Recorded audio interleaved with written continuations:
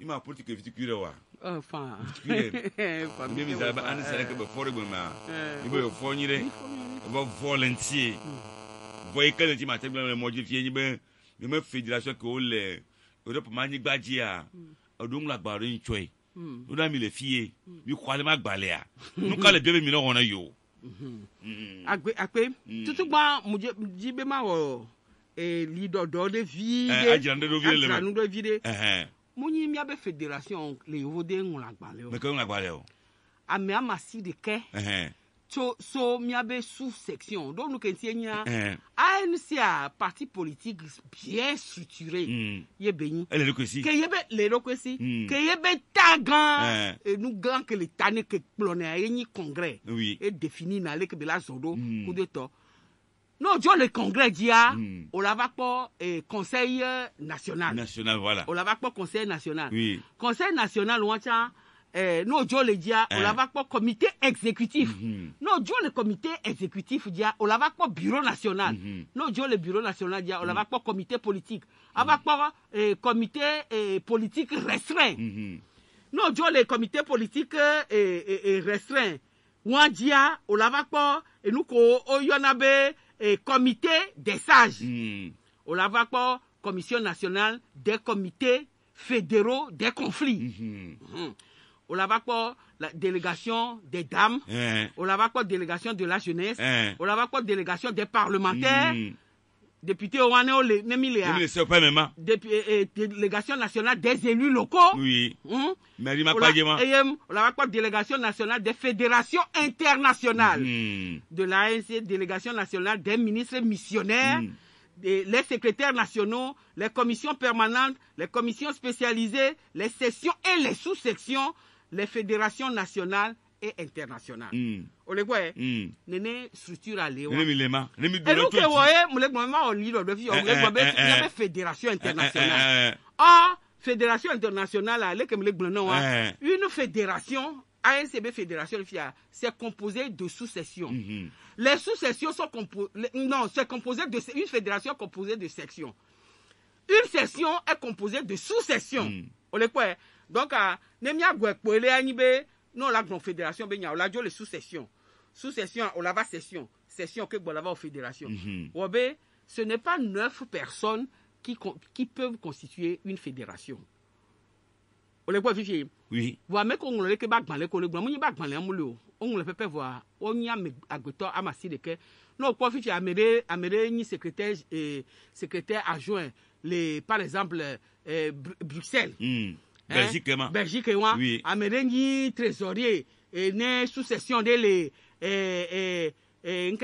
Londres Angleterre Améringi et nous allait que le Danemark Améringi et nous allait que des cas donc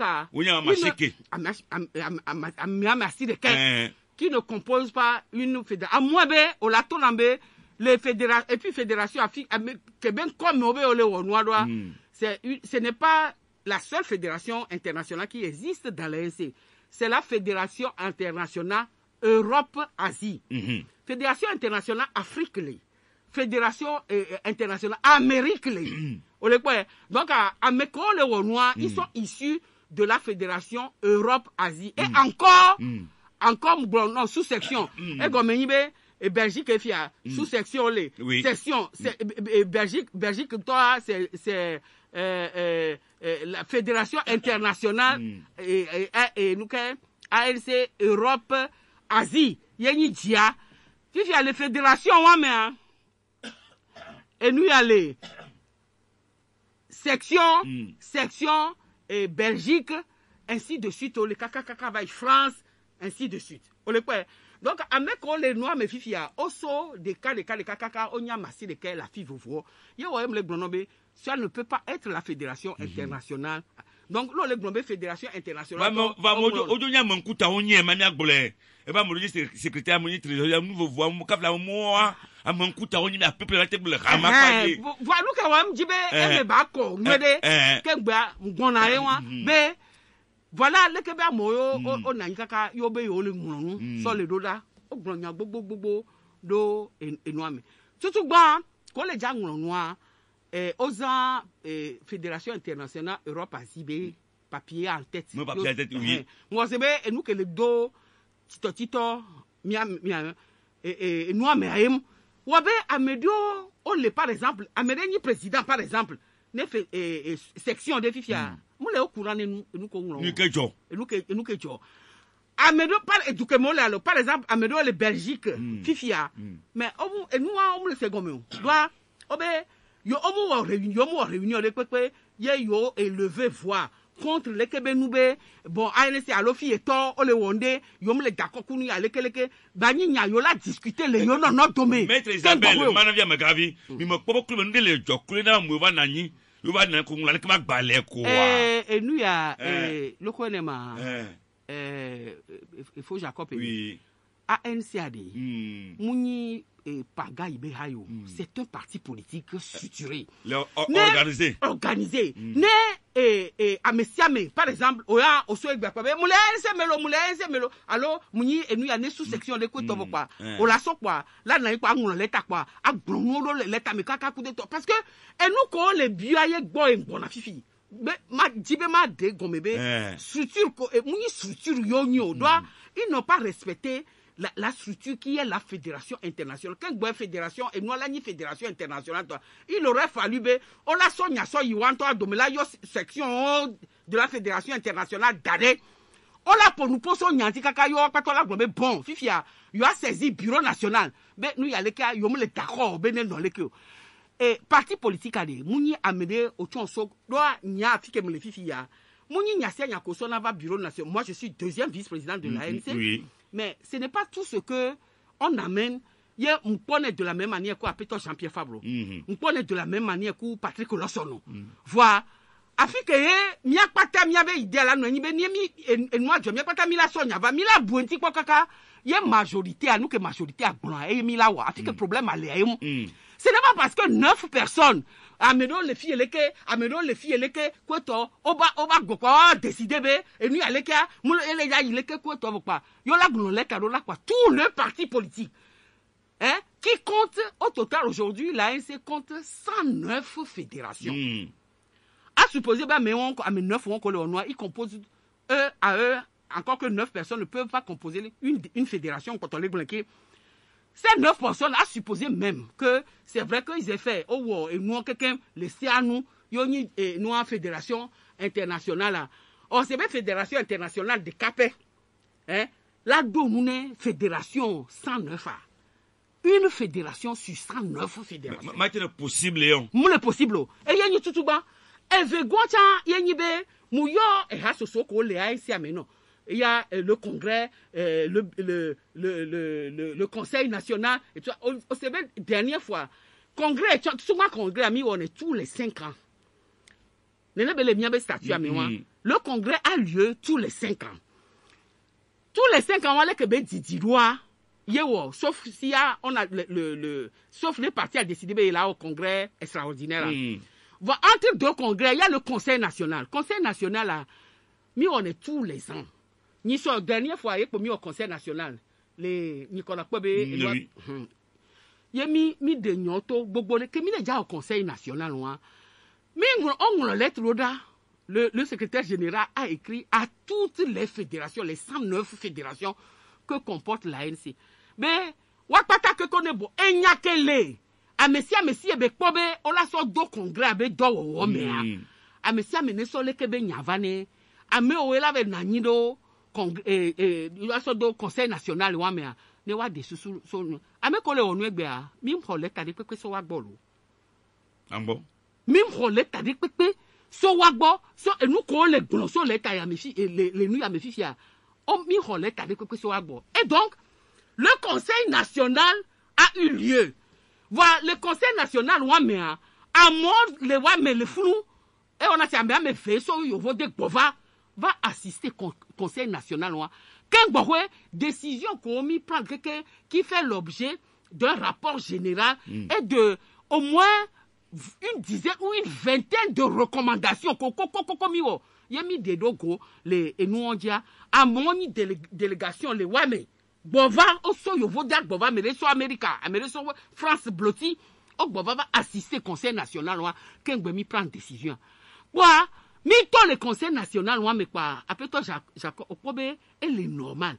Mais après ce conseil-là, qu'on biomi, et fédération, pas tant qu'on l'intéressé à on nous l'avait, et nous, il y a les cas, il y a quoi, bien, et il y a les cas, il y a quoi, bien, et il y a les cas, miami, mon nez, quoi, au Conseil national, fifi, quoi, mi va les romabe, yo ya yo le bio congrès, ne wa au congrès, elle est normale.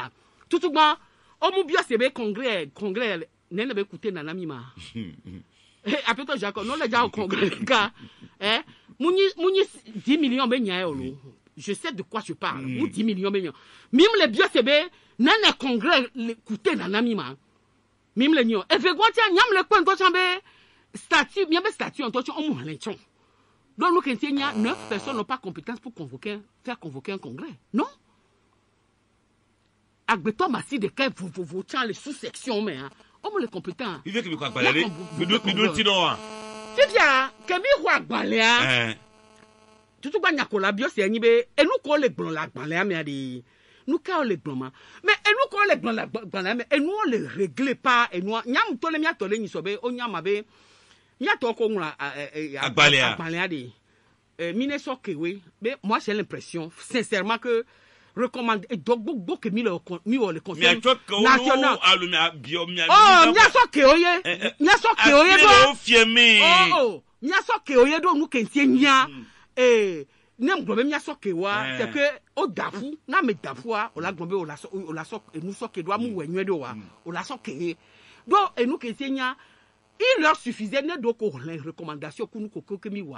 Il y a des réponses les dodo les wabe bio ko bio les lettres ça veut dire et nous quand on les prend les lettres mais pour nous poser le conseil national kaka nous donne nos recommandations par exemple on les globena nous quand si mi gbaja wa dokudo parti kwato mais on a dans les recommandations on a dit et nous et Choromi a dit 2020 ni soirée mais mi le globé mi la auto fois mi magba auto quoi mais si parti le mais oh nya ouais mi gbo nya ouais mu va fie mu va de comme le fie bébé ya et dama do quoi o la gba po ta po la gba le so afo so do da e dame ne gba duye ke ku de to bébé fifi ale que mi abe to go va trop roi de mais nous on veut travailler avec des partis sérieux avec eux le partager même chose kudomi quoi toi même vision kudomi mi la o do kudo we mais mi to ka pe mi ale me mo cho voilà mi ya kriya me we et nous que mi gblin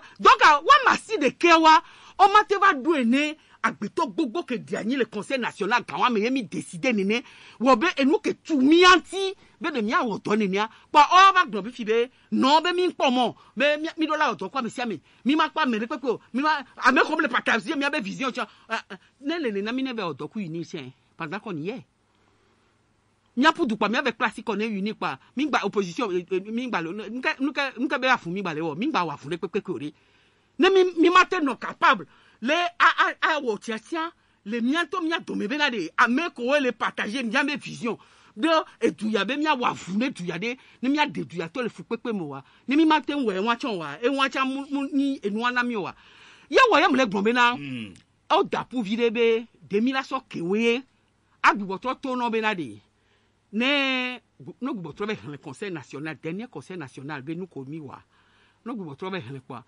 Et nous, quand on les blonds, les noirs, mais on va nous dodo kekem, et les mi. Et bien, quand on les biome, ça, c'est bien. Milado nyantino, et ma. Mais quand on les tana, mi do tino, alo mi do tino, ma. Nti dodo nao, kunti mado na wadi. On m'a do kotokwe. Bakla ni do, makwa mlakla ni do. Et nous, quand on est blonds, y a 9 personnes, si belle coléwan, ils n'ont pas compétence à écrire comme ça au bureau national. Ah bon? Alors, blonds, les blonds. Les miens, c'est un moulé TPO. Ça veut dire quoi? Ça veut dire que Nemi doit être non fifia et soit amebu ton les tchala basole et nous totrolé mais la fille quoi et tchala bang noir do la quoi be elle est congrès il est wala que comment on mari voix fifia va plus de parti il est tout tard wa oh mais le problème que nous ka belado problème puisque dans le parti il y a pas 9 personnes il y a des millions de personnes des millions de personnes et qui ne sont pas d'accord avec Ameneuf pour le Renou. La majorité. Oh, nya ANC ade. ANC ade mim tuido kosa wejio. Ahin hakpeji mi tu ANC do. Ye wo aya opo na kakafo mi no na tekwe. Bon to ma kwa kemi ya akomode meji ori. Na kwa mu domi aji wa mu ye gomenyi be mi. Nto ma de furi mi nto wa. Mu ye gomenyi be mi o. Mi wo mi atoke mi la wa. Togo dukwade. Togo dukwade. Ye nto pe be ya wo edo de. Ye be pe ti agbo mi pata mi le mevwe. Tonton Jacob. Mi o ya de. Mi o le ANC ade. O mi wona tukaro. Oui. Mi mo kwa be mi wona tukara ba. Mi wona tukara kegbe o. Afike miami le kudo nuke miami nya. Afike mi so ami nye. Afike yomi le chami nye. Kware. E wona be na de. Enu wa ayavu wa opo na ba yi na vo de. Ma ou vena mianu be miami no na te sesere emila no te sesere chalo eye nyinya yo pata oui amagba te va me cave amama ko mete ko 22 21 80 99 pele 92 02 84 allô bien ma ko meto allô melese majesi me manyi call sonye kona kwe ni me sen konyo re Iva sonye kona kwe Iva bien chaka malemi je vais le chinois kolo kumfaro Iva le chochi le tware leke ngale yudo Iva ni me senya onyule lo ni me senya nyule nto ni me senya nyule kura Allô ni me senya bien nyule Iva benade ma bien nya fe no se benade ni ko be ko kule nye kona ko je vais le ma kadane le chinois mi senya Funa va que toi tu peux le faire les que konwe nyale yido ka me le konyu ta nya me me tele konya nyu nya ma teblo Yves ekwe esi nya ma ko kalasi parce que nya me le konyu allô nya ma ko meto me le konyu ko are fugan monsieur Alex Chiwagwe Alex bien nya sia me le ko afuno Isabelle Mzan nya que me le glo a 9 personnes to go tout section to boa o chobanya miemiro a considérer le to bobe o mo suboba so mi reconnaître bo les sous-sections me va o banya la te va agir de partir du tout partir de problème ma cuisine interne mi to miro o de ma va antenne diore d'accord allez ça kweka va kota mereka oui allô nyama ko meto Jean bien asia madame Ndobelon ngawa gbenami radio di ko to vile si aja ni so ansia me isakwe ewe nyasu bolo urakwa alu mino pumpu ni to na be o to ansia me yakolo la mo pumpu no to ale ko sakwe ne information le va ba radio juwa no de na to ko bon ehia e gombe to ko na be ya mulo mi le segure o no banyalo ko mi le mo todo apeta fa busatwa e hokavo amulu pe ko ma te kakaveli no yamo mi don ya ga ko kakale ni ko to mi ra ti ba na ta ko nya wo ti wa mi no va radio ji nya no de mu na mi e ko ma le e sa dwa mi be ha ko nu ti vi na mi amulu mi aselo d'accord no ape Jean ape aka game alemi sugbonto game alemi mi gba do sore keme on maître magate ko americanto mi evo nyama nya bie ça me fait peur qui m'a été tourné miama il me nya mi mete khonya nyure nto kura wole ku pour mi golf mi nu to ma ma ndele joro kama le comme nya diwa nya mo konyuro vo kia ale se global ama machine mi nya ke me gbe ke le dori mi gba to nya si mi gba to nya la légero ola enu ya Tonton Jacob ne ba le gronya wan le nous ya je gbe tout gba mu ma don tine ameve gba mi so cuisine interne be mi so va le gbon le radio di ko ta munye henya va mi no communiquer munye henya america gbon munye henya va du topo nous le kacha be ma gbon le so leta wan ti enyi be leta wan enyi be amio ojibe wa onu ya o la so leta o so lo la secrétaire général leta là non en interne de l'ANC leta ma va se retrouver les réseaux sociaux aujourd'hui le fait be leta munye nyengolo letore ameke ngolo leta e pe lanya afike be so kaka be se retrouver les réseaux sociaux donc le fait be leta moi be se retrouver les réseaux sociaux ye dit nya be egbe on va le bien nya so ma comme mi da bien mieux ne oya omuke senya omule ja biomo ke nyam ni responsable ne ANC ko biom nya cha nyama tetoro be nyele ja do nyawanti ore ma do ti no pe ano enu me kuku do tokoto le gbonya gbogbo do so le tanti ko mu nyale ke e han to cha fonctionner na do yemule ye gome yemule de no wa le gbon be la de e mu nyi be de mim so de le enu a amenofo won be nya ko le gbon ame ore mutu no fifi djembe enu kokoko le gbon wa enu wa mi wodo sonti le conseil national kaka nous dodo chalenti be na me so recommandation ku do no nyangba publier ni so ngba publier ni so les réseaux sociaux a dit que nya amenof yo be nya le yi keke pa publier be mo to no enu ke ami onwura par rapport les recommandations que mi wa be de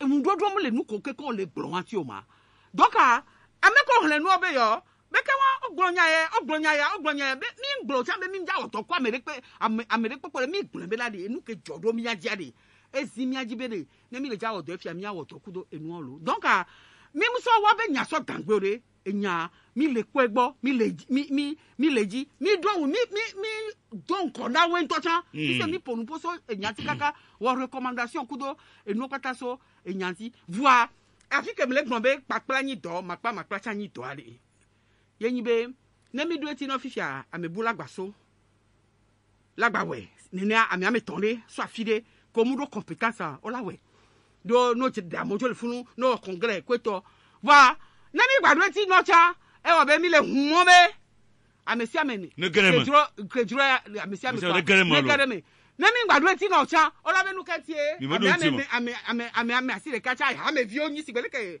no vi nya gbevi ha me vi onyi be wa be nya ne mi be mi ma do enti o wa ye wo em le gbon be le ma de ko to kwe makpa nyi do makpa nya cha nyi do voir que ni ANC begbe nyi kwa le ke mi la we do ne mi akata mi le toji kwa mi la se chan lo voir enu ke njibe manana mo nya nyi be ne be nu wa les partis politiques mais ya voin et pour na pelo voir on ba hosebe miawo ya le ANC mia ne be nu wa e la na ANC la gba lo do nu ke ti an poto le glen mi mtu ANC do kosa weji o aga pesese yeji bele donc tout ta ANC ya ko tu e godo ye be double mo na nu ka ma va lo fi agba va no da panke ndeke ya nto mfu anyen podu no habe ke gba va ko lo ji o le fi le de nu me na mo o de avuji ni prochaine élection présidentielle avuji la pocho wo de la de ne ma wu ma ga no 4 me ko ne ma wu gbe na mi agbe ne ma wu gbe na mi agbe